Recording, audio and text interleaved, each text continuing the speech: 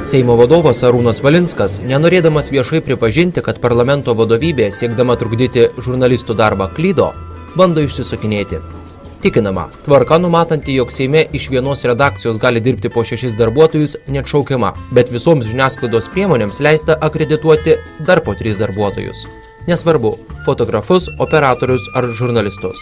Tačiau jei ribojimai žiniasklaidai nebus atšaukiami, Seimo vadovybei gali tekti aiškintis teisme.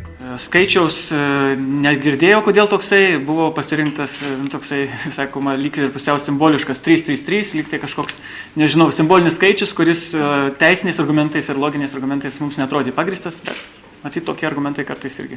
Mes pasiliekam teisę toliau skųsti teisminę tvarką, tas ir vyks, paraleliai tai yra teisminė tvarka, bandysim vis dėlto įrodyti Seime, kad iš tikrųjų taisyklės netinkamais principais suformuotos. Skaičių magijos negali išaiškinti ir Seimo kancleris. 9. O kodėl pasirinktas toks skaičius? Po įvairių, šiandien kalbėjomės visi kartu su Dainiu Radzevičium, tai iš esmės žurnalistų skaičius netgi Seime padidėjo po to įvedimo.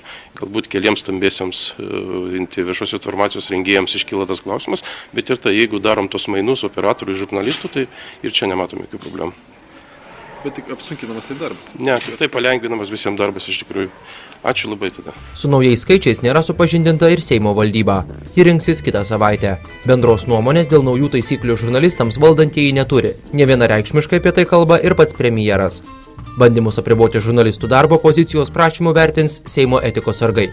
Jiems vadovaujantis Algimantas Salamakinas užsimena, kad Seimo pirmininko viražai, trukdantis informuoti visuomenę, bus vertinami griežtai.